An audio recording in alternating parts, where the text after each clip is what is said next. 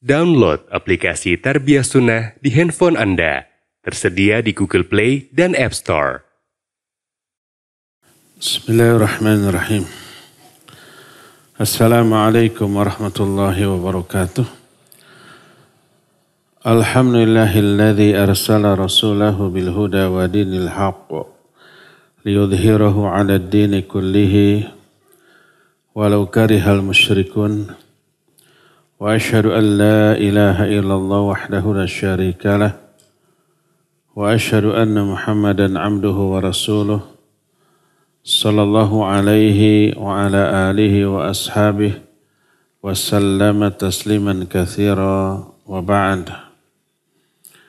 Hadirin jamaah Masjid An-Nafi' Dago yang Allah muliakan, para pendengar radio Tarbiyah Sunnah, juga radio-radio lain, para pemirsa beberapa TV dan para netizen di mana saja Anda berada.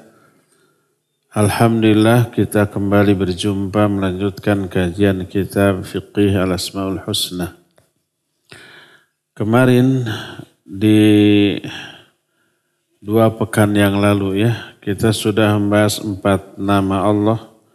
Al-Awwal dan Al-Akhir, Al-Zahir dan Al-Batin.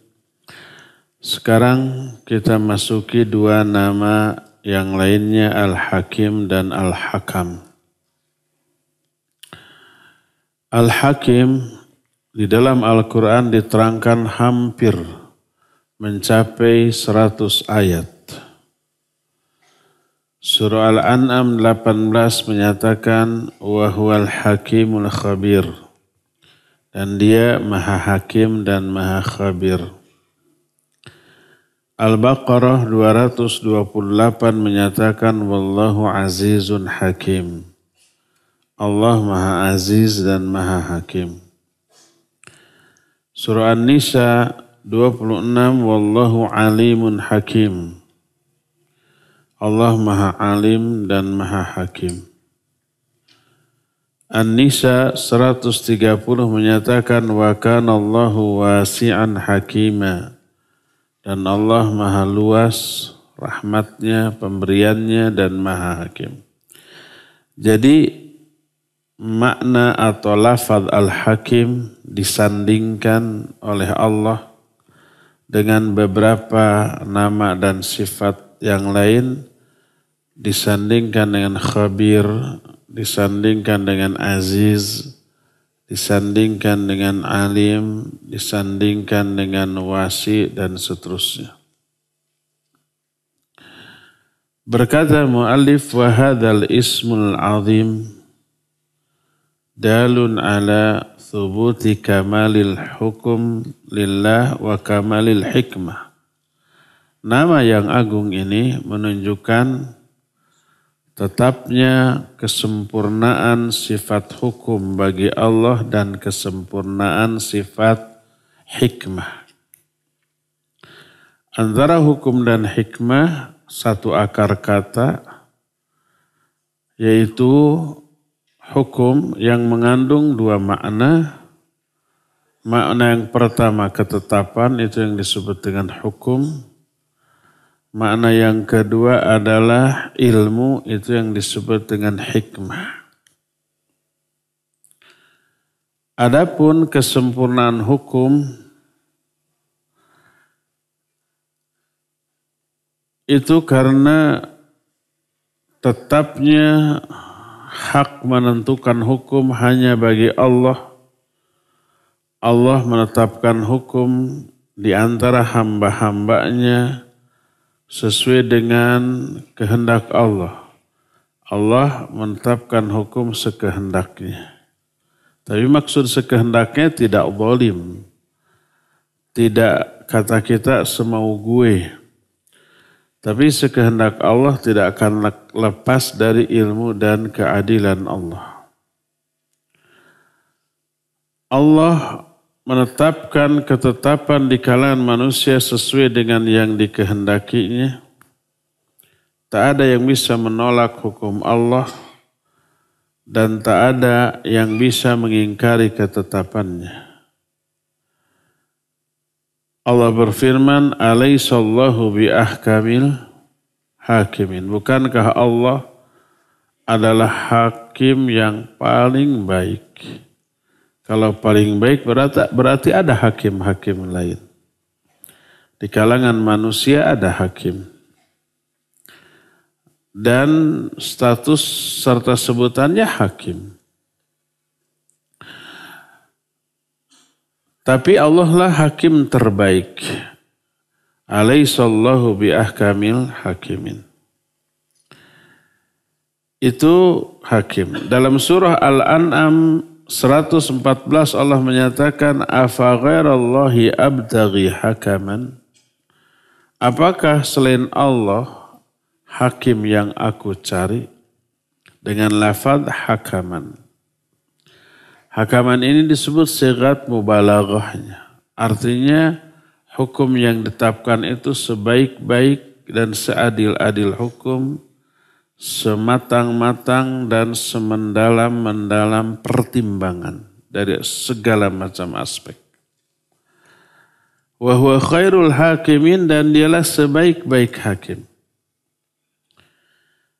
Dalam ayat 57 masih surah Al-An'am, inil hukmu illa lillah. Tidak ada hukum kecuali hukum yang Allah tetapkan. Kalau tadi dikatakan bukankah ada hakim selain Allah dan oleh Allah diakui?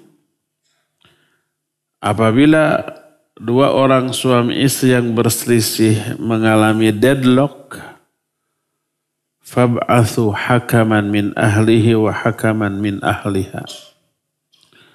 Maka utus satu hakim dari pihak suami dan hakim dari pihak istri. Ini ketetapan Allah. Termasuk adanya hakim di dalam sebuah negara, baik aspek pidana ataupun perdata, itu atas ketetapan Allah. Ada hakim-hakim yang Allah legitimasi, dianggap legal. Tapi hakim-hakim itu wajib menerapkan hukum Allah dengan ijtihadnya. Dengan kapasitas ilmunya yang memadai, yang apabila salah dan kesalahannya bukan menyengaja menetapkan hukum yang salah, tapi karena keterbatasan ilmunya, maka tidak dosa. Idza ijtahadal hakimu fa asaba falahu ajran wa idza akhta'a falahu ajrun wahid. Kalau seorang hakim ijtihad, lalu ijtihadnya benar, baginya 2 pahala. Kalau ijtihadnya salah, baginya tetap 1 pahala dan kesalahannya diampuni. Maka karena hakim-hakim yang lain itu harus menerapkan hukum Allah di dalam ijtihad yang mereka lakukan, maka pembuat hukumnya tetap Allah. Maka disebut inil hukmu illa lillah. Tidak ada hukum yang harus diberlakukan, termasuk oleh para hakim manusia. Tidak ada hukum kecuali hukum Allah. Wala yusyriku fi hukmihi ahada, surah Al-Kahfi ayat 26. Tidak ada sekutu, tidak ada yang layak menjadi sekutu sesuatu pun di dalam hukumnya. Dalam hukum Allah. Dan tak ada seorang pun yang layak untuk mempertimbangkan hukum Allah layak atau tidak untuk diberlakukan. Enggak boleh, pasti layak, pasti terbaik. Sebagaimana hukum yang ditetapkan oleh manusia kan bisa diuji secara material kan. Ada uji material di pengadilan. Ketetapan hukum ini layak apa tidak? Ya, kalau buatan manusia iya. Tapi kalau buatan Allah tidak. Allah berfirman dalam surah Ar-Ra'd 41, wallahu yahkumu la mu'aqqiba li hukmih wa huwa sari'ul hisab. Allah lah yang menetapkan hukum. Tidak ada yang boleh menentang atau menolak hukumnya. Dan dia maha cepat hisabnya. Jadi inilah beberapa ayat yang menjelaskan bahwa hakim atau hakam termasuk salah satu di antara nama sekaligus sifat Allah Azza wa Jalla. Lalu apa cakupan makna hukum? Berkata mu'alif wa thubutul hukmi lahu subhanah yatadammanu thubuta jami'al asma'il husna wa sifatil uliya. Li'annahu la yakunu hakiman illa sami'an basiran aliman khabiran mutakalliman mudabbira ila ghairi dhalika minal asma'i was sifat. Tetapnya sifat hukum bagi Allah Azza wa Jalla mencakup tetapnya seluruh isi kandungan asma'ul husna dan sifat-sifat Allah yang mulia. Jadi di dalam sifat hakimnya Allah terkandung seluruh sifat-sifat lain yang dibutuhkan oleh sang hakim. Tidak mungkin dia menetapkan hukum kecuali pasti dia maha mendengar, pasti maha melihat, pasti maha mengetahui, pasti maha tahu segala sesuatu yang rinci, detil dan tersembunyi. Pasti dia berbicara, pasti dia maha pengatur, dan seluruh sifat-sifat lain yang terkandung dalam asma dan sifat Allah. Sehingga layaklah dia menjadi hakim. Tidak layak kalau hakim tuli, kalau hakim buta atau rabun, kalau hakim bodoh, tidak layak. Jadi di dalam sifat hakim terkandung seluruh sifat-sifat yang memang dibutuhkan untuk menjadi hakim. Dan di dalam penjelasan tadi terkandung penjelasan batilnya segala hakim selain Allah Azza wa Jalla.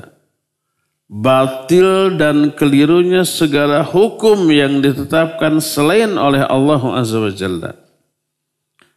Kenapa? Li'annal hukma la yakunu illa likamilis sifat. Karena hukum tidaklah layak ditetapkan kecuali oleh zat yang maha sempurna sifatnya.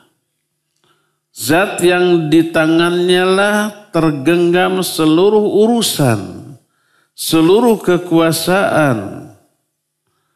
Makanya coba perhatikan setiap kali Allah menjelaskan, mengatakan kata-kata hukum, pasti selalu disandingkan dengan sifat-sifat yang lainnya. Surah Ghafir ayat 12 mengatakan fal hukmu lillahil aliyil kabir. Maka hukum hanya milik Allah yang tinggi dan besar. Untuk menjadi hakim harus sesuatu yang sangat tinggi dan besar. Al-Qasas 70 menyatakan wa huwallahu la ilaha illahu lahul hamdu fil ula wal akhirah wa lahul hukmu wa ilaihi turja'un. Dialah Allah yang tidak ada sembahan yang hak selain Dia. Bagi Dia segala puji baik di dunia ataupun di akhirat, dan bagi Dia hukum. Maksud bagi Dia hukum hanya Dia yang layak menetapkan hukum. Wa ilaihi turja'un, hanya kepada Dia kalian semuanya akan dikembalikan. Di dalam lafaz wa ilaihi hukum ada dua makna yang tersembunyi yang tidak terlihat di dalam tarjamah. Wa ilaihi turja'un, hanya kepada Dia kalian semua akan dikembalikan. Wa ilaihi turja'un, kepada Dialah kalian akan dikembalikan. Kan terjemahnya begitu. Ada dua makna yang tersembunyi. yang tidak terlihat di dalam terjemahan. Tapi bisa diketahui dari struktur kalimat melalui kaidah balaghah, kaidah ilmu sastra. Makna yang pertama ada lafaz hanya, maka diterjemahkan wa ilaihi turja'un, hanya kepada dia kami kembali. Kalian akan dikembalikan. Makna hanya ini terlihat dari struktur. Ilaihi didahulukan daripada turja'un. Boleh kita katakan wa turja'una ilaihi. Kalian semua akan kembali kepada dia. Secara struktur boleh, benar. Tapi maknanya beda. Tidak mengandung makna hanya. Tapi kalau ilaihinya didahulukan, ilaihi turja'un ada makna hanya. Karena ilaihi disebutnya ma'mul dalam bahasa Arab atau bahasa kitanya objek lah. Didahulukan daripada subjek dan predikat. Daripada fi'il dan fa'il. Turja'un itu naibul fi'il, fi'il majhul dan naibul fa'ilnya. Turja'un, kalian semua akan dikembalikan. Kepada siapa? Kepada dia. Kepada dianya didahulukan. Wa ilaihi turja'un, maka mengandung makna hanya. Seperti Fatihah, iyyaka na'budu wa iyyaka nasta'in. Ada lafaz, ada makna hanya kepada engkau kami ibadah. Hanya kepada engkau kami minta pertolongan. Makna kedua yang tersembunyi adalah ta'zim, pengagungan terhadap objek yang disebut di awal. Ilaihi, hanya kepada dia. Dianya disebut di awal, turja'un.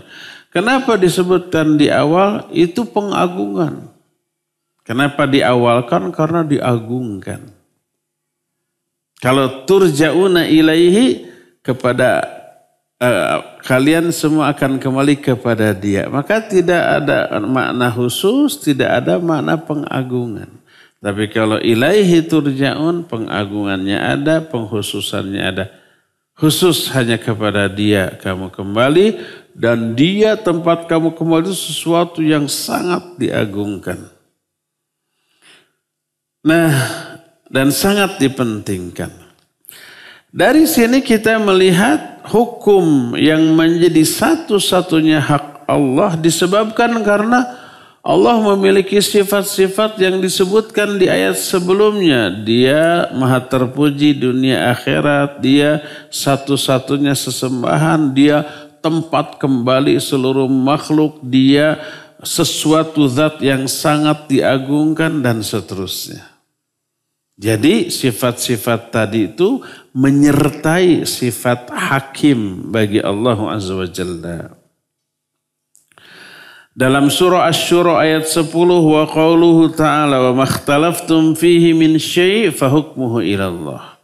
Apa saja yang kalian perselisihkan tentang sesuatu, maka hukumnya dikembalikan kepada Allah. Kalau berselisih, mana yang benar dari pendapat yang diperselisihkan? Kembalikan kepada Allah. Menurut keterangan Allah dalam Quran atau sunnah gimana? Itulah tempat pengembalian seluruh masalah yang diikhtilafkan.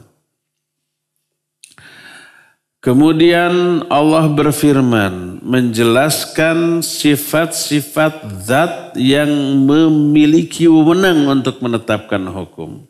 Itu Allah. Coba perhatikan surah Asy-Syura 10-12. Allah berfirman, Dzalikumullahu Rabbi alaihi tawakkaltu wa ilaihi unib. Fatirus samawati wal ard.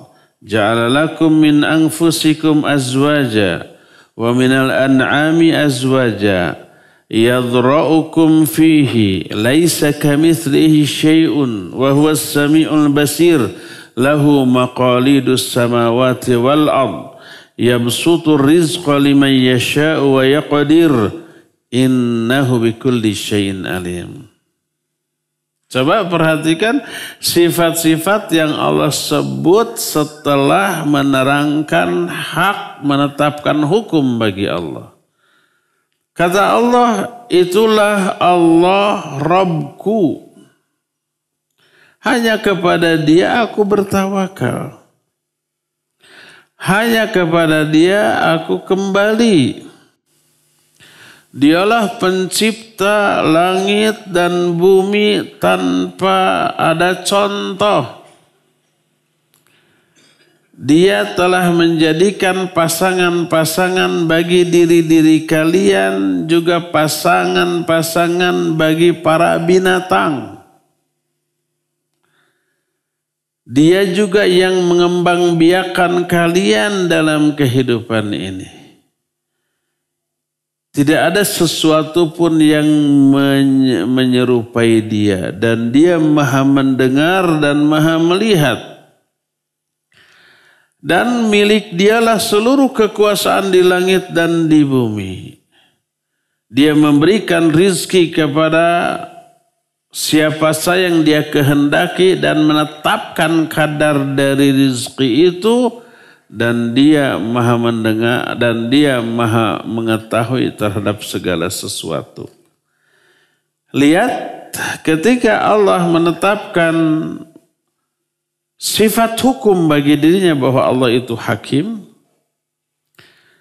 Maka itu kan dalam surah Asy-Syura ayat 10 dikatakan fahukmuhu ilallah. Maka ketetapan hukum yang kalian perselisihkan harus dikembalikan kepada Allah. Kenapa? Karena Allah adalah Rabbku, Allah tempat bertawakal, Allah tempat kembali, Allah pencipta langit dan bumi, Allah yang menjadikan kalian dan binatang-binatang juga berpasang-pasangan, Allah yang mengembangbiakan kalian dalam kehidupan ini, dan Dia tidak ada sesuatu pun yang menyerupainya, mendengar dan melihat. Dia memiliki kekuasaan di langit dan di bumi, menetapkan dan memberikan rizki, dan Dia maha mengetahui terhadap segala sesuatu. Ini sifat-sifat yang ditambahkan kepada sifat Al-Hakim. Maknanya kenapa Dia menjadi hakim? Karena memiliki banyak seabrek sifat-sifat yang hanya layak dimiliki oleh Sang Hakim. Jadi seluruh makna yang terkandung dalam Asmaul Husna ini terkandung dalam sifat Al-Hakim. Berkata mu'allif setelah mengutip hadis tadi, annalladzi lahu hadhi sifat walladhi yastahiqu ayashra'a wa yuhallil wa yuharrimu wa ja'lu dhalika li ghairihi adlamul zulmi wa a'zamul jur. Makna dari ayat tadi adalah zat yang sifatnya seperti itu, zat yang memiliki sifat Dia sembahan, tempat bertawakal, tempat kembali, penguasa yang menciptakan langit dan bumi dan seterusnya. Itulah yang berhak membuat syariat, menghalalkan dan mengharamkan. Satu-satunya Dia. Maka menjadikan hakim terhadap selain Allah, menetapkan hukum dengan hukum yang bukan dari Allah adalah sebesar-besar kezaliman dan sehebat-hebat kejahatan. Makanya Allah berfirman dalam Al-Maidah ayat 50, afa hukmul jahiliyati yabghun wa man ahsanu minallahi hukman liqaumi yuqinun. Apakah hukum jahiliyah yang mereka inginkan? Siapa yang lebih baik hukumnya daripada Allah bagi orang-orang yang yakin? Sebab manusia mah tidak memiliki sifat-sifat yang layak dimiliki oleh seorang hakim. Manusia mah bodoh. Ilmunya ala kadarnya. Manusia bukan pencipta, pengatur segala sesuatu. Manusia bukan tempat bersandar, tempat kembali segala sesuatu. Pokoknya mah nggak layaklah untuk berperan sebagai hakim. Yang menetapkan syariat yang bersumber dari akal mereka nggak layak. Kalau toh ada hakim yang ditunjuk, dilegitimasi oleh Allah, hakim itu baru dianggap legal, tidak berdosa walaupun salah kalau dia berupaya maksimal menetapkan hukum Allah di dalam wewenangnya sebagai hakim. Nah, sebagaimana di dalam ayat-ayat tadi juga terkandung dalil bahwa zat yang memiliki sifat-sifat seperti itu dialah satu-satunya yang berhak untuk setiap makhluk merendahkan dan menghinakan diri di hadapannya. Kalau Allah sebagai Al-Hakim itu pencipta langit dan bumi, tempat bertawakal, tempat kembali, pengatur rizki, penguasa langit dan bumi. Kalau sifatnya seperti itu, maka hanya dia satu-satunya yang berhak seluruh makhluknya merendahkan dan menghinakan diri di hadapannya. Allah berfirman dalam surah Yusuf 40. Inal hukmu illa lillah. Amara an la ta'budu illa iyyah. Dzalika ad-dinul qayyim.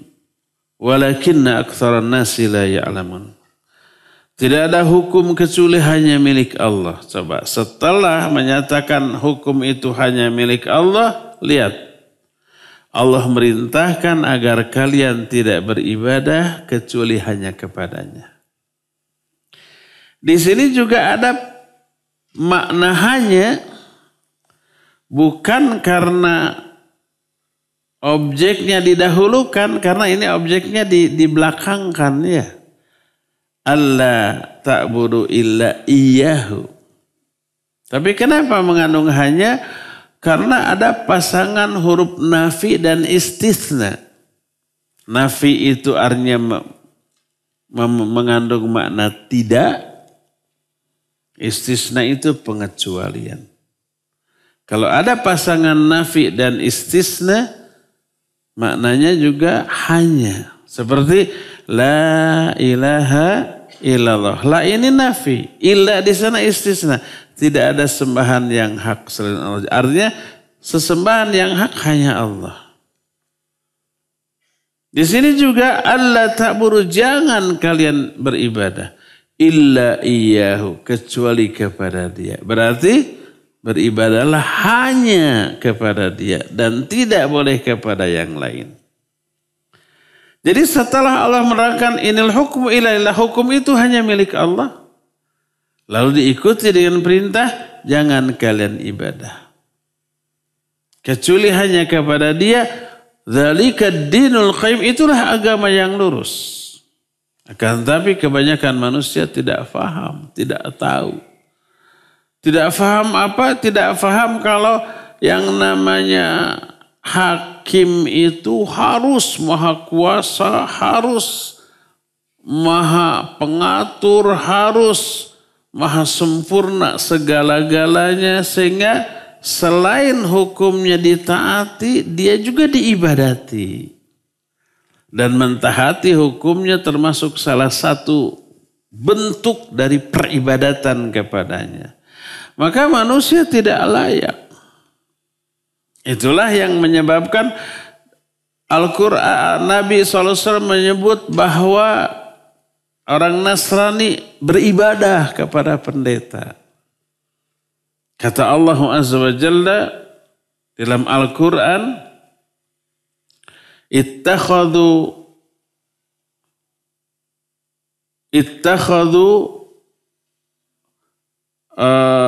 ruhbanahum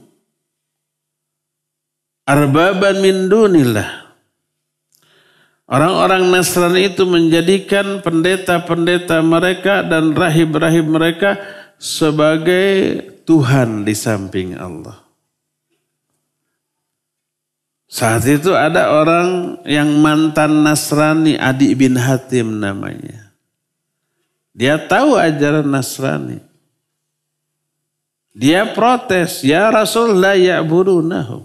Wahai Rasulullah, orang Nasrani tidak menyembah kepada pendeta. Kenapa disebut mempertuhankan? Kata Nabi SAW, kata beliau, bukankah mereka menghalalkan apa yang Allah haramkan dan orang-orang Nasrani pun ikut menghalalkannya dan menghalalkan dibalik.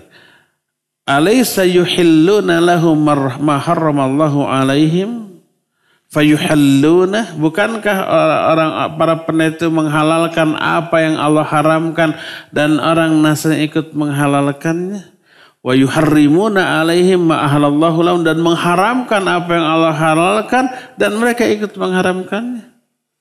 Bukankah begitu? Jadi merubah aturan? Dijawab bala, ya, fatilka ibadatuhum. Itulah ibadah mereka. Itulah yang disebut peribadatan. Peribadatan bukan menyembah, ruku sujud, tapi ikut aturan halal haram yang ditetapkan oleh pendeta itu. Mentaati hukum berarti salah satu jenis peribadatan. Makanya inil hukmu illa lillah, tidak ada hukum kecuali dari Allah. Amara alla ta'budu illa iyyah. Allah merintahkan agar mereka tidak beribadah kecuali hanya kepada Allah. Dzalika dinul qayyim. Itulah agama yang lurus, tapi kebanyakan manusia tidak tahu. Makanya menyembah kepada sama manusia dan menerapkan aturan hukum yang dibikin oleh manusia. Itu Al-Quran surah Yusuf ayat 40.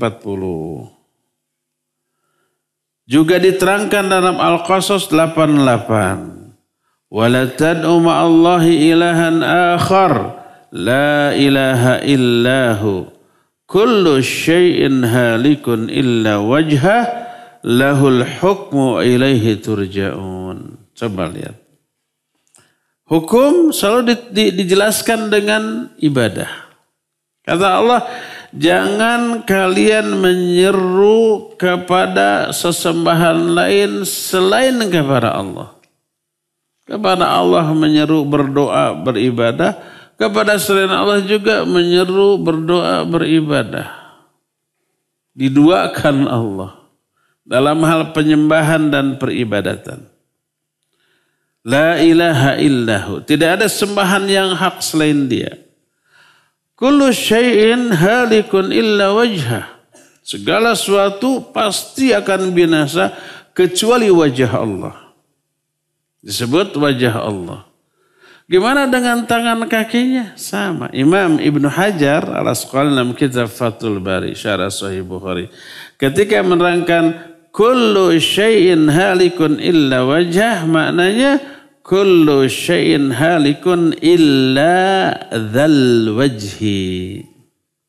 Segala sesuatu pasti akan binasa kecuali sang pemilik wajah. Itu Allah yang memiliki wajah dan memiliki anggota lainnya seperti tangan, iya. Seperti kaki, iya. Dari mana kita tahu Allah punya tangan? Allah, yadullahi fawqa aydihim. Tangan Allah di atas tangan mereka. Jangan diingkari, kalau Allah punya tangan, punya wajah seperti makhluk dong. Padahal Allah tidak ada yang menyerupai, balikan. Emang kalau Allah nggak punya wajah, nggak punya tangan, nggak seperti makhluk gitu? Ada makhluk yang tak berwajah, tak bertangan? Banyak. Buku nggak berwajah, nggak bertangan. Ya. Mobil mah berwajahnya. Gelas, bendera, apalagi banyak. Lebih rendah daripada yang punya wajah, punya tangan. Jadi bukan begitu memahami asma dan sifat Allah. Jangan diingkari.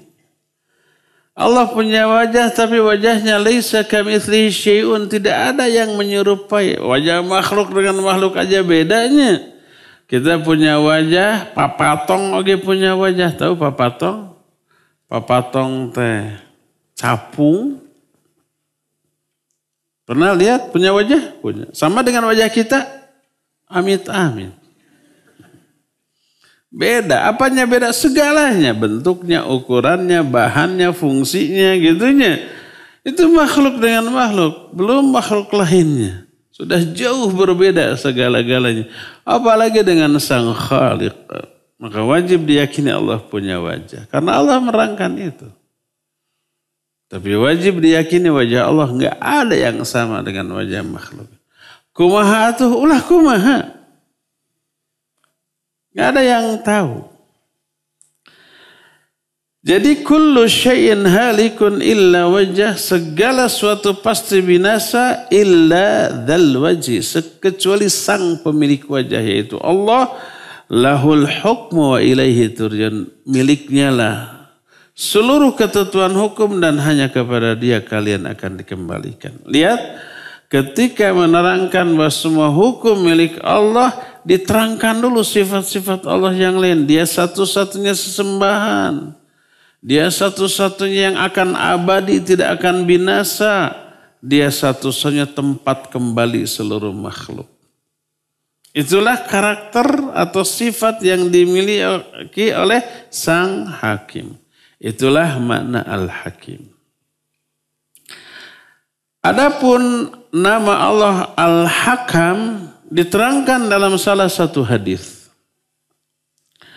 dari Hani bin Yazid Al-Harithi ketika dia diutus menjadi delegasi kepada Rasul sallallahu alaihi wasallam beserta kaumnya,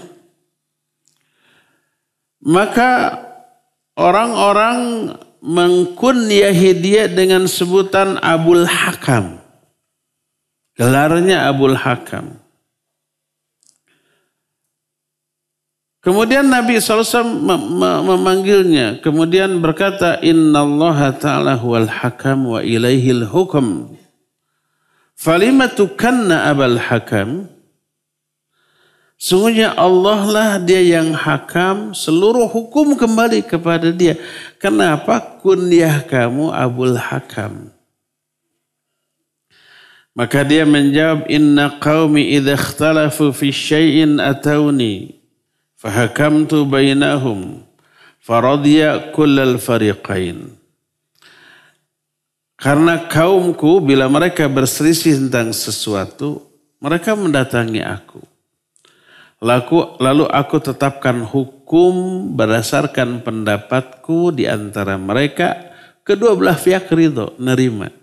Mampu memberikan win-win solution kepada kedua belah pihak, ridho. Makanya disebut Abul Hakam.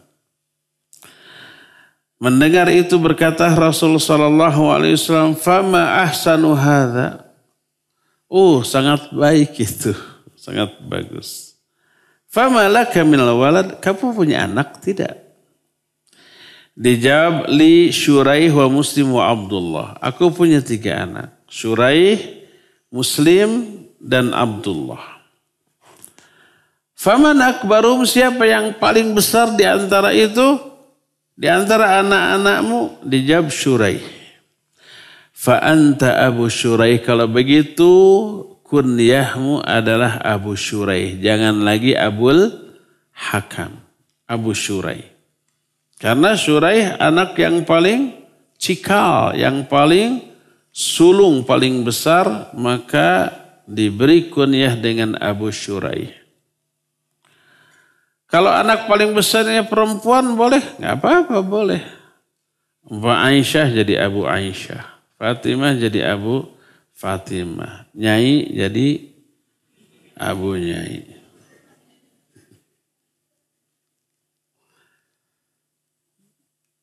Tapi boleh juga dengan anak laki-laki tertua. Walaupun dia bukan yang sulung. Anak laki-laki tertua, anak perempuan, yang kedua perempuan, ketiga juga baru laki-laki.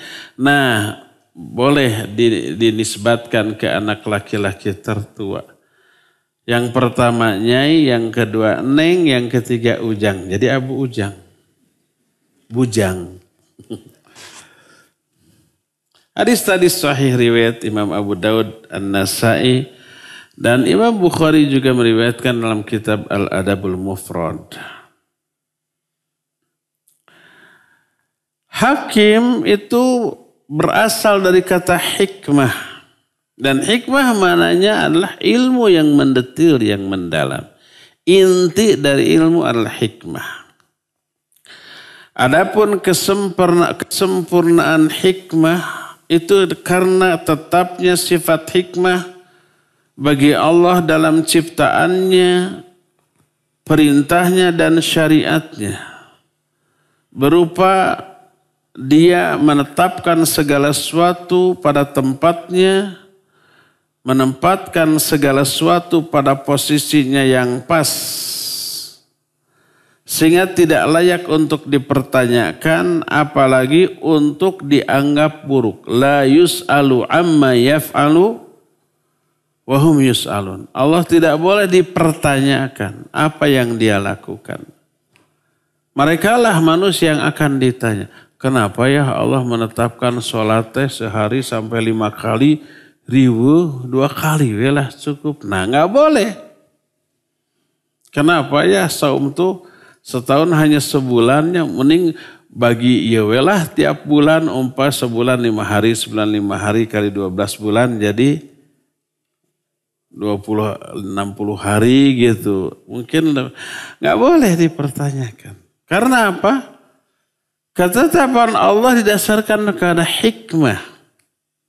Ilmu yang mempertimbangkan berbagai macam aspek yang paling maslahat bagi manusia.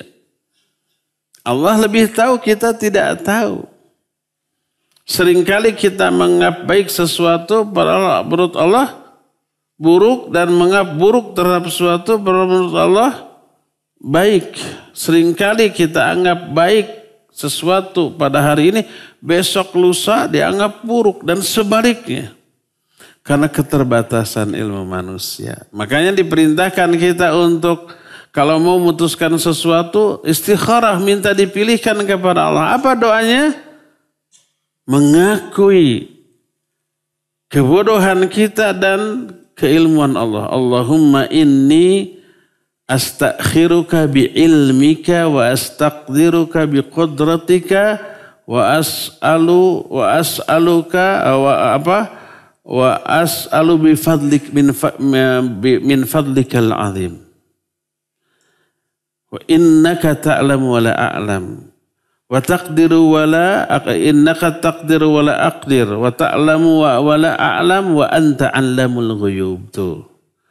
Ya Allah, aku minta dipilihkan berdasarkan ilmumu.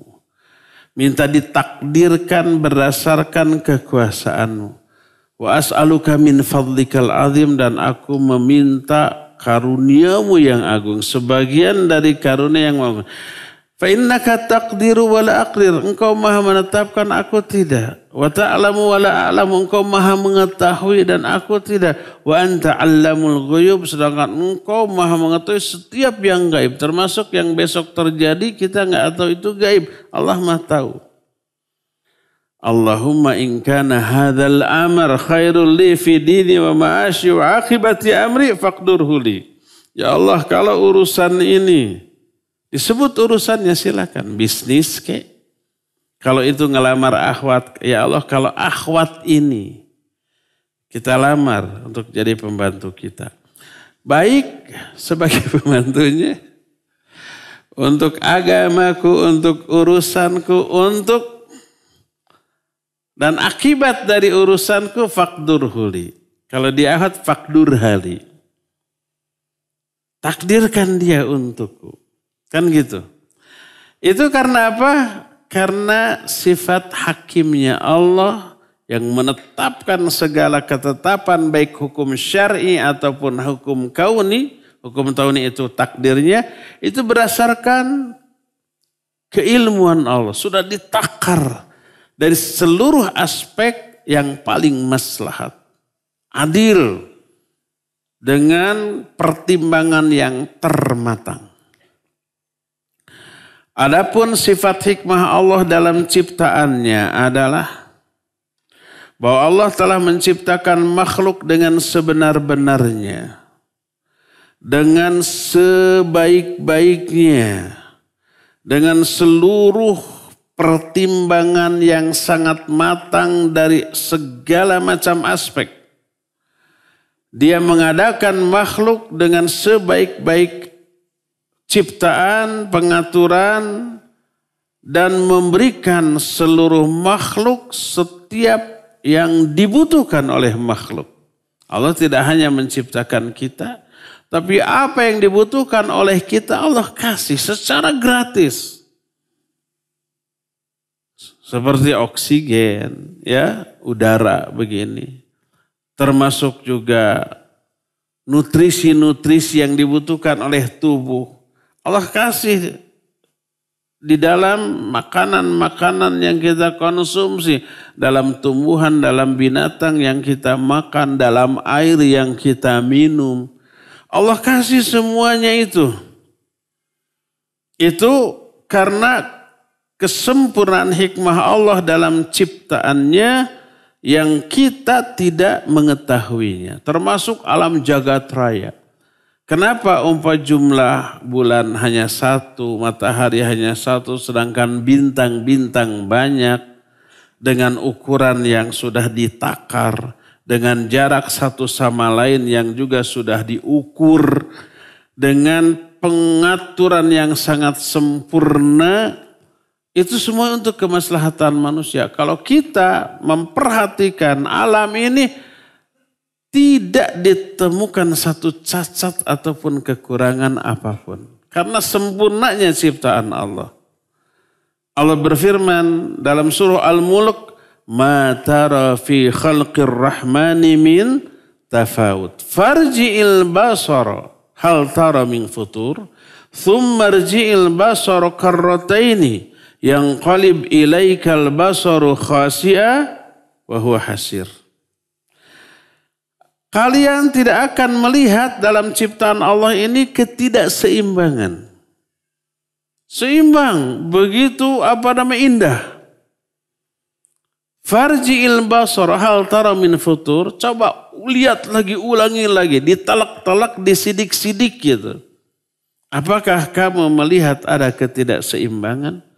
Thumarji'il basar karrati yang qalib ilaikal basar khasiyah wa huwa hasir.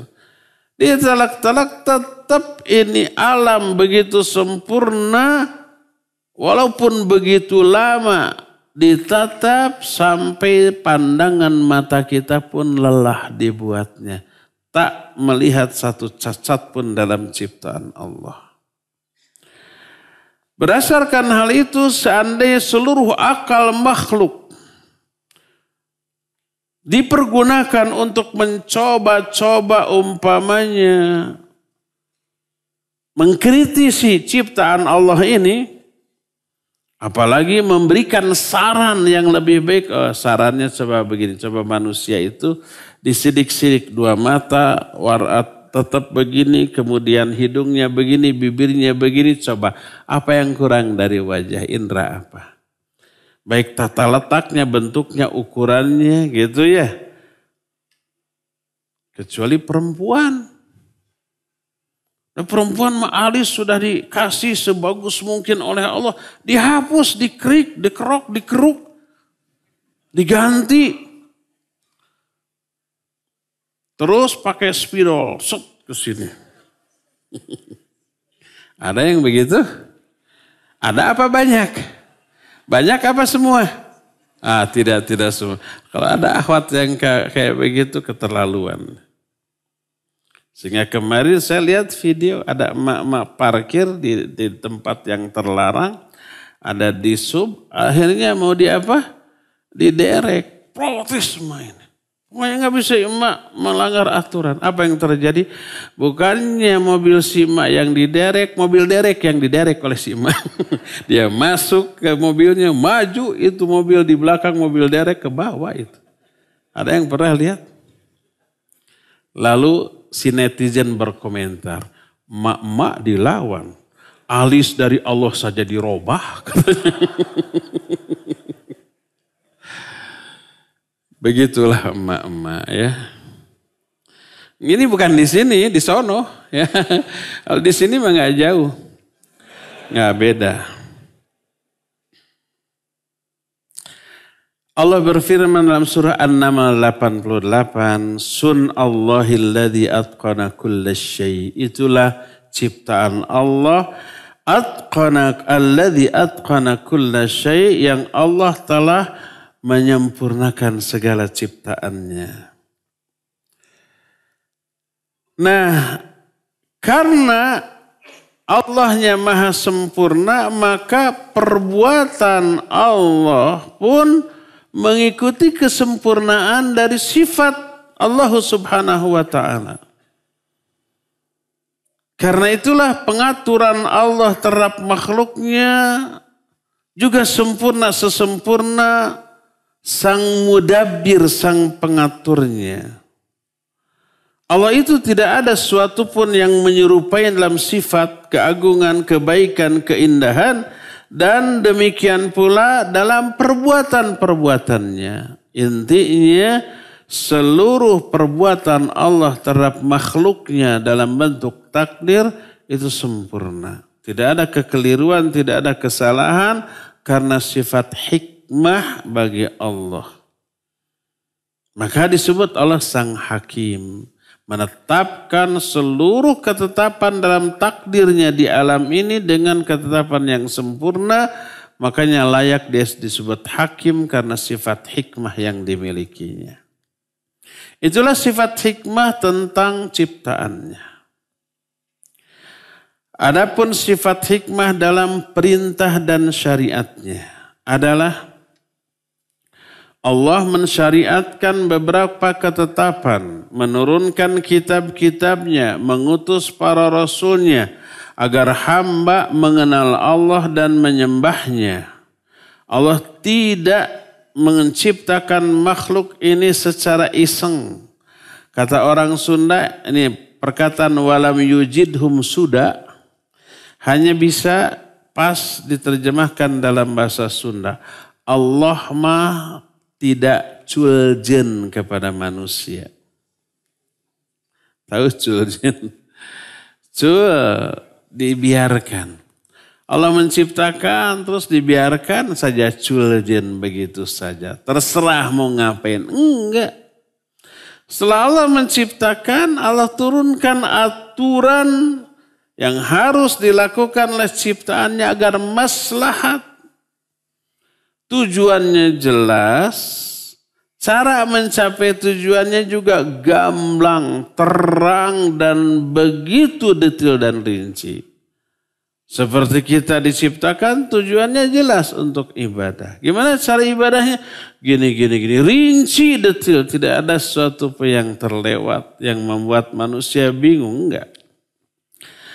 Berdasarkan hal itulah maka mengenal Allah dan beribadah hanya kepada Allah dan tidak menyekutukan Allah dengan suatu pun dalam hal itu merupakan maksud utama diciptakannya makhluk. Dan inilah pemberian yang paling afdal dari Allah bagi makhluknya secara mutlak. Hibah Allah yang paling agung, karunia Allah yang paling mulia kepada hamba-hambanya, pemuliaan yang paling sempurna bagi hamba-hambanya. Kalau manusia ingin menjadi manusia yang paling sempurna, ikutilah perintah Allah. Ibadah, merendahkan diri, menghinakan diri kepada Allah, yakin akan menjadi manusia yang paling sempurna. Kalau kita ingin menjadi manusia yang paling bahagia, udah itu ikuti aturan Allah. Semakin taat, semakin ikut aturan, semakin paling bahagia dunia dan akhiratnya. Dan inilah sesempurna-sempurna kebahagiaan, keberhasilan, kegembiraan, baik di dunia bagi hati kita yang sekarang, bahkan sampai mencapai ke akhirat yang abadi. Kan kita pernah mengungkapkan inna fid dunya jannatan man lam yadkhulha lam yadkhul jannatal akhirah. Di dunia ini ada surga. Siapa yang tidak pernah merasakan surga dunia, dia tidak akan bisa masuk surga akhirat. Apa surga dunia itu? Itu ternyata kenikmatan dalam beribadah. Nikmatnya ibadah disebut ghayatun ni'am. Puncaknya kenikmatan itu ibadah. Kebahagiaan yang paling puncak hanya bisa diperoleh dalam peribadatan. Maka ibadah adalah kebahagiaan. Kalau ibadahnya benar. Maka ini yang dimaksud dengan siapa yang belum merasakan surga dunia. Maknanya belum merasakan kebahagiaan, kenikmatan dalam beribadah di dunia ini. Dia tidak akan masuk surga di akhirat. Malah terkena ancaman fawailul lil musallin alladzina hum an salatihim sahun. Jadi kalau tidak merasakan nikmat ibadah berarti sahun dia, lalai dia. Gak masuk surga dunia dengan ibadahnya tuh. Siapa yang ibadahnya di dunia tidak memasukkan dia ke surga dunia, dia tidak akan bisa masuk surga akhirat nanti. Terancam dengan fawailul lil musallin. Maka berdasarkan hal itu syariat Allah Azza wa Jalla telah mencakup segala macam jenis kebaikan. Semua kebaikan pasti disyariatkan, semua keburukan pasti dilarang dalam syariatnya. Maka informasi tentang syariat dari Allah ini akan memenuhi hati dengan ilmu, akidah yang benar, hatinya akan istiqamah, akan terhindar dari penyimpangan, dia akan mampu meraih seutama-utama pengetahuan, semulia-mulia pengetahuan, dan semua perintahnya manfaat dan maslahat, dan melahirkan kemuliaan akhlak, yang melahirkan keindahan perilaku dan amal soleh serta ketaatan, petunjuk, kesempurnaan, dan seluruh larangan-larangannya itu pasti buruk apabila dilakukan dan sangat baik apabila dijauhi. Ini sesuai dengan akal yang sehat, dengan fitrah yang selamat. Tidaklah Allah melarang kecuali pasti dari sesuatu yang memadaratkan kepada akal manusia, akhlak manusia, kehormatan manusia, badan manusia, ataupun harta manusia. Kenapa Allah larang judi? Merusak semuanya. Harta rusak, mental rusak, badan juga rusak, keluarga, kehidupan sosialnya juga rusak. Kenapa Allah larang umpamanya mabuk? Ya, merusak banyak hal. Mental, fisik, segala macam. Kenapa Allah melarang umpamanya ghibah, fitnah? Merusak tatanan sosial, merusak ukhuwah Islamiyah, macam-macam. Semua yang madarat Allah larang. Itulah sifat hikmah Allah di dalam syariat-syariatnya. Termasuk di antara kandungan sifat hikmah dari Allah adalah Allah membalas kebaikan dengan kebaikan dan keburukan dengan keburukan. Allah berfirman, hal jazaul ihsan illal ihsan. Tidak ada balasan bagi kebaikan kecuali kebaikan juga. Tsumma kana aqibatal ladzina asa'u aswa. Kemudian akibat bagi orang-orang yang berbuat buruk adalah akibat buruk juga. Dan tidak pernah Allah menyamakan sikap antara orang yang berbuat baik dengan orang yang berbuat buruk. Enggak. Kenapa Allah memasukkan orang durhaka ke neraka, orang baik taat ke surga? Itu karena keadilan Allah. Kalau semua mau jahat, mau baik, mau soleh, mau salah, semua ke surga, enggak adil. Allah berfirman, am hasibal ladzina jarahu as-sayyiati an naj'alahum kalladzina amanu wa amilus solihat sawa'an mahyahum wa matuhum sa'a ma yahkumun. Apakah orang-orang yang melakukan dosa itu mengira bahwa kami akan menjadikan mereka sama dengan orang beriman dan beramal soleh? Baik hidupnya ataupun matinya, sungguh buruk apa yang mereka tetapkan. Afanaj'alul muslimina kal mujrimin. Malakum kaifa tahkum. Apakah kami akan menyamakan orang soleh dengan orang yang durhaka? Kalau umpama Allah kan maha pengampun, walaupun kita durhaka diampuni, nggak akan ke neraka, masuk ke surga.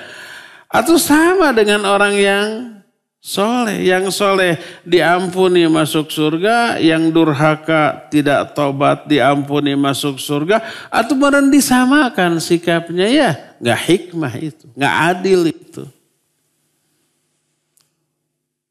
Oleh karena itulah adanya hukuman adalah keadilan Allah Azza wa Jalla. Ya, inilah penjelasan tentang sifat hakim dan hakamnya Allah Azza wa Jalla. Cukup sampai di sini saja dan kita masih memiliki sisa waktu untuk bertanya jawab. Bagaimana kita mengetahui jawaban dan sholat istikharah dan bagaimana mengetahui bahwa hal tersebut baik atau buruk bagi kita? Kita tidak tahu bagaimana hasil dari istikharah. Apakah harus selalu lewat mimpi? Tidak harus. Bisa lewat mimpi? Bisa. Bisa lewat kejadian? Bisa. Bisa juga blank, tidak ada petunjuk apa-apa. Karena memang tidak ada petunjuk dari Nabi SAW tentang isyarat pasti dari hasil istikharah.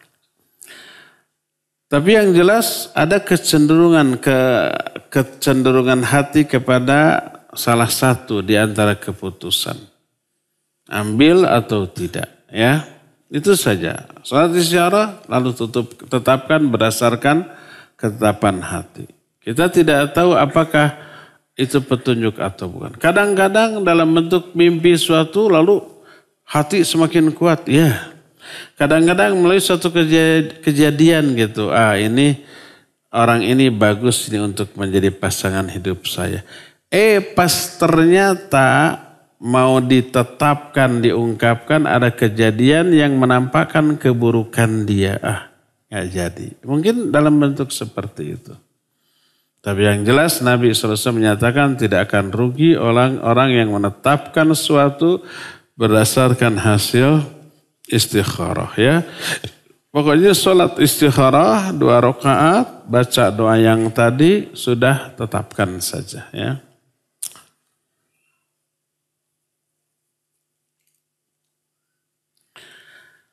Bagaimana seharusnya yang dilakukan masyarakat bila menerima hukum penguasa yang semena-mena, pemaksaan, proses hukum tidak prosedural, tidak adil, tidak ada hak jawab? Sabar. Yang disebutkan di sini nggak seberapa. Kata Nabi SAW ketika menjelaskan alaikum bisam'i wa ta'ah wa in ta'ammara alaikum abdun habsyiyun. Wajib kamu mendengar dan taat sekalipun yang memerintahkan kamu, yang menjadi pemimpin kamu seorang hamba Habsyi. Terus nanti kata Nabi SAW akan datang satu masa. Penguasa di masa itu jahat. Terus fama ta'muruna ya Rasul, perintah engkau kepada kami, isbiru hatta talaqawni fil haud wa in darabu dhahraka wa akhadhu malak. Bersabarlah kalian sampai kalian berjumpa dengan aku di haud, walaupun penguasa itu sampai memukuli punggungmu dan merampas hartamu. Ada kejadian ini? Iya mungkin. Hak rakyat dirampas secara paksa dengan ketidakadilan, kemudian protes, dipukuli, dipiting. Dipiting itu maksudnya dipeluk. Nah, dirangkul. Ya sabar, kumada ya tuh. Itu yang paling minim resikonya. Kalau protes keras, resikonya lebih besar, hasil akhir tetap begitu. Boleh ungkapkan protes secara bijak, boleh. Tapi minimalisir risikonya. Semakin kita beringas, mereka semakin lebih beringas. Semakin kita keras, mereka semakin keras. Semakin kita over, maka risikonya semakin besar, hasilnya tetap. Kerugian berada di tangan orang yang lemah.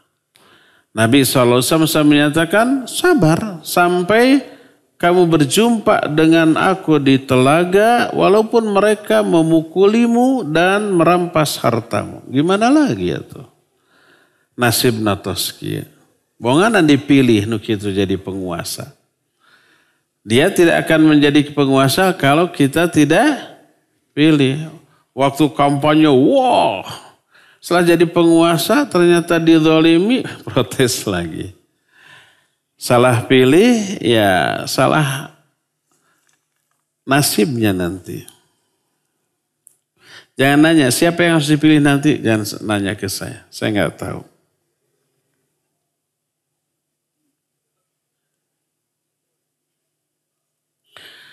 Mentaati hukum jenis peribadatan. Bagaimana kita hidup di negara dengan hukum yang bukan hukum Islam? Apakah termasuk seperti orang Nasrani?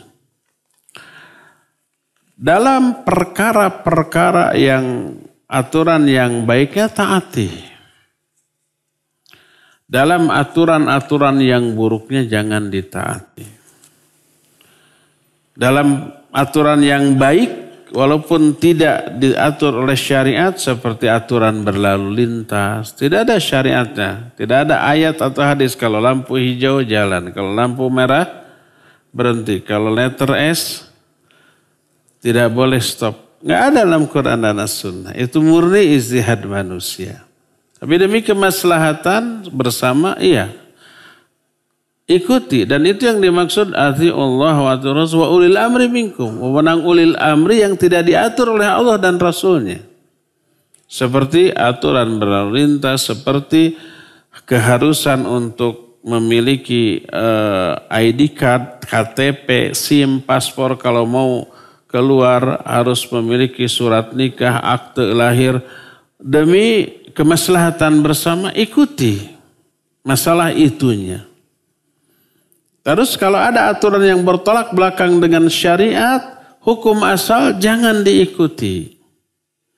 Kecuali kalau tidak mengikutinya ada risiko kerugian. Maka tetap kita ikuti bukan karena menganggap benar terhadap aturan itu, tapi demi menghindarkan risiko kerugian. Apa contohnya? Pajak. Kalau kita nggak bayar pajak, apa akibatnya? Terkena sanksi dunia. Kalau motor mobil kita tidak bayar pajak, dah ditilang wae atuh. Ya enggak? Kalau umpamanya kita buka toko, buka restoran, enggak bayar pajak, dipidana. Dianggap sebagai penggelapan pajak. Dan seterusnya. Demi menghindari itu ya udah bayar. Bukan karena menganggap benar terhadap pajaknya. Tapi demi menghindarkan kerugian duniawi. Sudah gak masalah. Jadi seperti itu.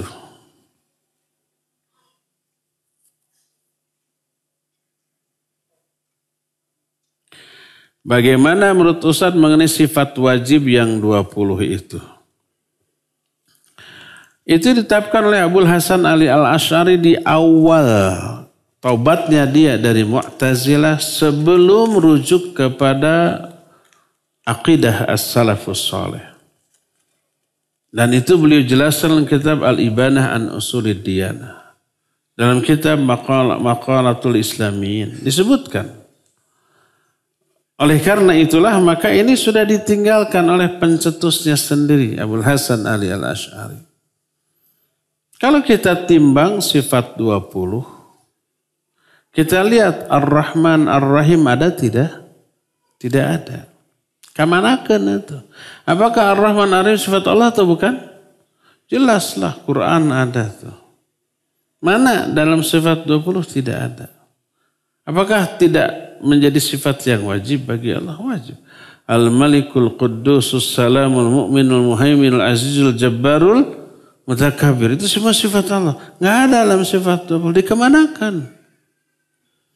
Karena menetapkan sifat 20 dengan akal. Lalu diambil ayat dan hadis untuk memperkuat ketetapan akal ini. Kalau para ulama salafus soleh menggunakan akal untuk mengambil ayat-ayat yang berkaitan dengan sifat lalu ditetapkan sifat dari ayat-ayat tadi. Jadi mengambil langsung dari ayat, akal yang mengikuti. Kalau ini akal yang menetapkan, baru diambil ayat yang mendukungnya.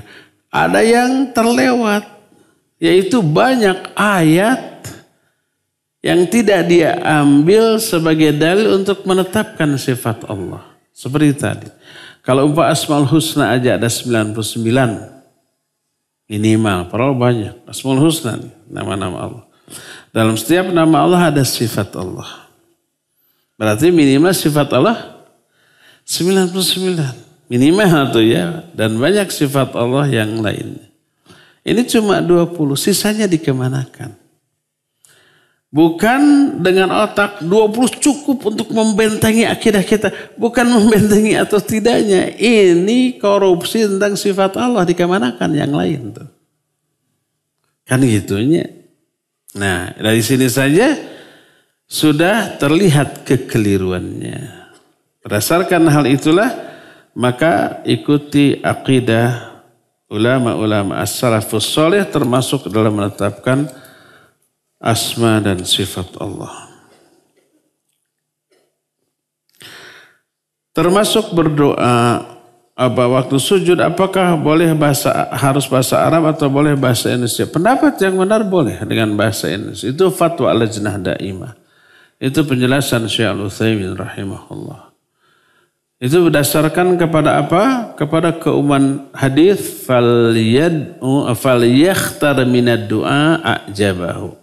Hendaklah dia memilih doa yang paling dia sukai dalam sujudnya.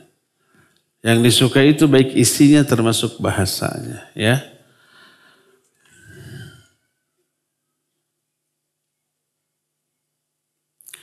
Jika misal kita punya anggaran untuk kurban sebanyak 10 juta. Kira-kira lebih afdal mana antara kurban 2 ekor kambing atau 3 ekor kambing dengan risiko kambingnya akan lebih kecil. Berikan 1 kambing yang terbesar. Kalau ada yang 10 juta udah 1 aja 10 juta. Ini ta'ambudi. Jangan sampai 1 kambing dengan 4 kambing yang 2,5 jutaan. Dagingnya banyak 4 kambing. Akhirnya diberi 4 kambing. Enggak 1 aja tapi yang terbaik. Untuk tempat kurban. Apakah ada tempat-tempat yang lebih utama? Di tempat sholat. Sholat id. Di lapangan. Mana saja yang paling munasib kalau umpama sholat id di jalan gitu ya. Di jalan raya kan sholat id suka di bendungnya. Terus kurban di sana atau mararacet kemarin. Di tempat yang tidak menimbulkan madarat dan paling maslahat dan paling tidak menimbulkan madarat. Kurban menanti masih lama atau sudah kelewat. Ketika kita bertobat atau mohon ampun kepada Allah SWT. Jangan disingkat SWT ya. Subhanahu wa ta'ala. Capek Ustaz panjang ting. Tidak capek ya tak dapat pahala. Ingin dapat pahala nggak mau kerja. Gabut. Apa gabut? Gaji buta. Minta ampun dari dosa besar. Dosa kecil. Dari syirik, riya, ghibah dan lain-lain yang mungkin pernah dilakukan. Apakah ucapan tobat dosa tersebut di atas perlu harus diulang ketika selesai sholat fardu dan sholat sunnat? Bagaimana cara bertobat agar tobat kita diterima? Hapunten hatur nuhun. Iya. Pertama, Kalau kita bertobat secara umum atas semua dosa, sebut semua dosa-dosa kita. Kalau umpah kita hanya merinci, ya Allah saya kemarin sudah menggibahi, saya tobat dari dosa gibah. Hanya tobat dari dosa gibah. Hanya dosa gibah itu yang diterima, yang dihapus oleh tobat. Dosa yang lainnya karena tidak ditobati, tidak dihapus. Maka minta ampunan untuk seluruh kesalahan kita secara umum ya. Nah, perlu diulang-ulang bagus, namanya ilhah. Ulang-ulang, berkali-kali. Di dalam sujud kita membaca itu, doa itu, nanti seusai salam, sholat, wirid, doa lagi sama dengan doa tadi, nggak apa-apa.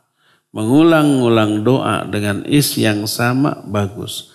Namanya ilhah. Ilhah itu mengulang-ulang doa yang sama beberapa kali. Dan itu termasuk salah satu penyebab dikabulkannya doa. Bagaimana tobat yang diterima? 7 syarat penuh. Itu tobat nasuha. Pertama, berhenti dari dosa. Kedua, menyesal. Ketiga, bertekad tidak mengulang kembali. Keempat, kalau berkaitan dengan hak orang lain, kembalikan hak itu. Minta maaf. Kelima, cepat lakukan sebelum sakarat. Keenam, cepat lakukan sebelum matahari terbit dari barat. Ketujuhnya, ikhlas. Nah, kalau 7 syarat ini sudah dipenuhi, itu yang disebut dengan taubatan nasuha. Insya Allah diterima taubatnya, terhapus dosanya.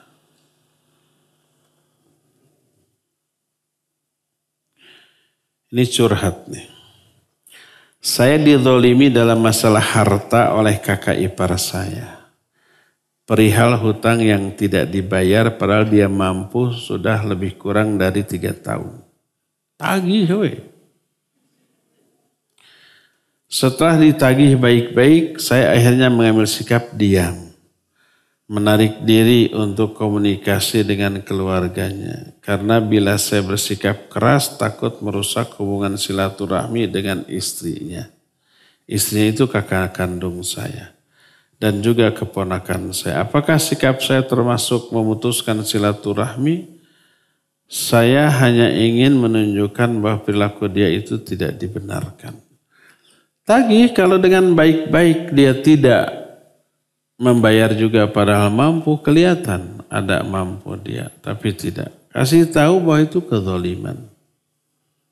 Mutilul ghina zulmun. Menunda pembayaran hutang di saat mampu itu kezaliman. Nah, tetap begini begitu kasar juga enggak. Kalau ada bukti, laporkan ke polisi kalau mau. Dengan resiko apa tadi? Rusak hubungan kekeluargaan karena hal tersebut. Silakan dipilih mana yang lebih maslahat dengan sedikit madarat itu ambil, umpamanya tagih dengan keras, tapi nanti hubungan buruknya kita akan usahakan perbaiki. Tetap menjalin silaturahmi ya. Tapi kalau umpah hutangnya enggak seberapa, ini tidak disebut berapa apa gede, umpah hutangnya sampai 100 miliar dan kita butuh, tagih, nggak apa-apa. Tapi kalau umpah hutangnya berapa ini? 50 ribu, udahlah meninggal. Silaturahmi lebih berharga daripada uang 50 ribu. Tapi untuk ke depan kalau dia ngutang lagi nggak akan dikasih lagi. Paling begitu ya. Silakan kalau kita butuh, tagih. Kalau enggak, dan ada tanda bukti hutang piutang, ini bisa dijadikan bahan laporan. Bukan pidananya, udah aja dipaksa secara hukum dia harus bayar. Nanti dipanggil oleh polisi, ini hutang sekian, bayar. Kalau enggak bisa dipidanakan, mungkin bisa dipidanakan ya. Karena termasuk pelanggaran terhadap janji atau kesepakatan. Makanya walaupun ke saudara, hutang piutang itu udah. Allah menyatakan Ya ayyuhalladzina amanu idza tadayantum bidainin ila ajali musamma faktubuhu. Hei orang-orang beriman, kalau kalian mau utang piutang sampai waktu yang ditetapkan, tulis. Nanti kalau salah satu ingkar nih buktinya. Itu bisa dilaporkan ke polisi gitu.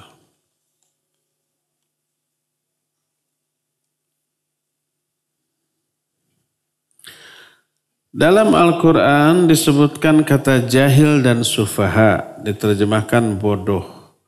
Perbedaan itu apa? Perbedaan kata. Jahil artinya bodoh, safih akhirnya artinya lebih bodoh. Bahasa kita nama dungu gitu ya. Dungu dengan bodoh lebih dalam mana tuh? Dungu. Safih jamannya sufaha. Jahil jamannya juhala. Wa idza orang-orang munafik tuh. Wa idza qila lahum aminu kama amanan nasu qalu minu kama amanas sufaha. Orang munafik itu begitu. Apa kami harus beriman seperti berimannya orang-orang dungu tadi? Orang beriman disebut dungu. Ala innahum humus sufaha walakinnahum la yashurun. Ala ya'lamun. Kalau mereka lah yang dungu. Jadi safi ini lebih dari sekedar bodoh ya. Lebih pekat daripada jahil. Nabi SAW bersabda, innamal a'malu binniyat wa innamal likulli imrin ma nawa. Berdasarkan hadis itu sebagian a'immah beristimbat bahwa satu amal satu niat. Tidak bisa digabungkan dua amal dengan satu niat walaupun hukum amal itu sama, prakteknya sama karena ada kalimat innama sebagai pembatas. Sebagian ulama juga berpendapat dua amal bisa digabungkan satu niat. Manakah yang lebih rajih? Iya. Itu kaidah yang umum. Secara umum satu amal satu niat. Secara umum itu. Jadi kaidah itu berdasarkan keumuman. Dalam kasus-kasus khusus dibolehkan satu amal dua niat. Kalau hukum amalan itu sama, waktunya sama, tempatnya sama, tata caranya sama. Seperti umpamanya kita masuk ke masjid setelah azan. Ada beberapa sholat sunat sebelum sholat fardu. Semua sholat sunat itu sama rokaatnya, tata caranya, bacaan-bacaannya. Sholat sunat apa saja itu? Bisa tahiyatul masjid, bisa qobla, bisa syukrul wudu, bisa apa lagi. Nah, maka boleh menggabungkan satu niat, beberapa niat untuk satu amalan. Karena nas yang ada tidak merinci. Umpama tahiyatul masjid. Nabi SAW itu hanya istilah para ulama tahiyatul masjid. Adapun hadis yang melatar belakang tahiyatul masjid hanya menyatakan idza dakhala ahadukumul masjida fala yajlisanna hatta yusalli rakaatain. Kalau salah seorang dari kaum masuk masjid jangan duduk sampai dia sholat 2 rakaat. Sholat apa? Enggak dirinci. Boleh sholat qobla? Boleh. Begitu masuk langsung qobla, seperti qobla subuh, qobla zuhur, langsung masuk qobla. Itu sudah mengamalkan hadis yang barusan. Jangan dia duduk sebelum sholat 2 rakaat. Berarti dia meniatkan qobla sudah termasuk tahiyatul masjid di dalamnya. Nah seperti itu. Berdasarkan hal itu, maka para ulama membolehkan. Adapun kalau hukumnya berbeda, seperti yang satu wajib, yang satu sunnah. Seperti umpamanya setelah azan subuh, dia masuk masjid, sholat 2 rakaat, pulang. Ditanya, itu sholat apa? Gabung, ya sholat subuh, ya qobla subuh, tahiyatul masjid, syukur. Nggak boleh. Kenapa? Karena hukumnya berbeda. Ya, hukum Yang satu wajib, yang satu sunnah. Terakhir ya. Apakah termasuk memusuhi saudara kandung apabila mendiamkannya atau memboikot? Karena berusaha menghindari lisan dan perilaku buruknya dikarenakan sifatnya emosian, temperamen. Ya, tidak, kalau memusuhi itu beda dengan mendiamkan. Jadi ada enggak kemarin beberapa hari yang lalu atau 2 Senin yang lalu kita membahas dalam kitab Riyadhus Shalihin tentang kewajiban mengikuti sunnah Rasul sallallahu alaihi wasallam. Sampai-sampai seorang sahabat Ibnu Umar radhiyallahu anhuma memusuhi anaknya seumur hidup. Namanya Bilal. Seumur hidup. Menghajar.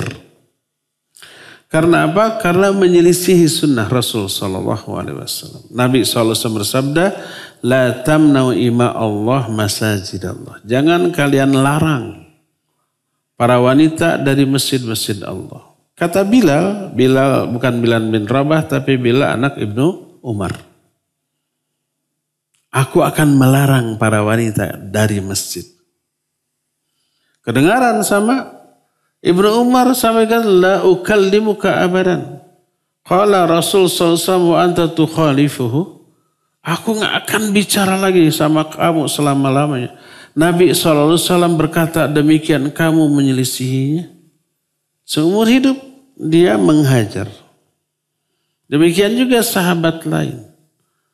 Menghajar adik sepupunya karena menyelisih sunnah Rasul SAW secara sengaja.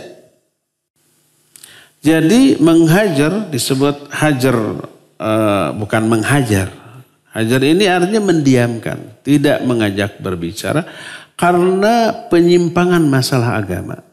Karena kebidahannya, karena keberanian dia di dalam mengingkari sebagian dari syariat, sudah dinasihati, kemudian dia tidak berubah, maka dihajar, maka ini boleh. Nanti pada hari Ahad yang akan datang ya, tanggal 1 Oktober gitu. Ya. Kemarin Ahad sore kita membahas hijrah. Baru 1 jenis hijrah, 2 jenis hijrah lagi belum. Ini akan terbahas. Di antaranya adalah hijratul amil. Itu akan terbahas dengan kaidah-kaidahnya. Adapun sabda Nabi SAW, la yahillul muslim ayyahjuru akhahu fauqa 3 layal. Tidak halal seorang muslim untuk memusuhi saudaranya lebih dari 3 hari. Itu kalau urusannya urusan dunia. Urusan pribadi. Nggak boleh lebih dari 3 hari. Kalau urusan agama, maka Ka'ab bin Malik dan 3 sahabatnya dihajar oleh Nabi dan para sahabat sampai 50 hari. Setelah, walaupun sudah taubat, iya sudah taubat. Tetapi tetap hajar dilakukan selama 50 hari. Tadi Ibnu Umar sampai seumur hidup ke anaknya sendiri. Itulah hajar. Dibolehkan. Kalau lebih dari 3 hari, kalau urusan agama. Tapi urusan dunia seperti umpamanya saudara kita karakternya buruk, sudah dinasihati, tetap tidak berubah ya. Maka bukan menghajar tapi menghindar dari keburukannya tanpa memusuhi. Kalau sekedar berjumpa kemudian salaman, assalamualaikum, tanya kabar, nggak apa-apa. Lebih dari kabar, jangan. Karena apa? Nanti omongannya baru nyelekit lagi. Baru mudah tersinggung, kita ngomong apa, difahami apa, tersinggung, marah. Udah assalamualaikum, damang teh, udah aja. Jangan duduk di sana. Dan itu tidak berarti memusuhi. Ya, jadi harus dibedakan antara memusuhi orang itu dengan menghindari keburukan orang tersebut. Menghindari tidak harus memusuhi, tapi kalau memusuhi alasannya itu harus karena penyimpangan agama yang dilakukannya. Cukup ya sampai di sini. Subhanakallahum bihamdik. Asyhadu an la ilaha illa anta astaghfiruka wa atubu ilaik. Walhamdulillah rabbil alamin. Wassalamualaikum warahmatullahi wabarakatuh.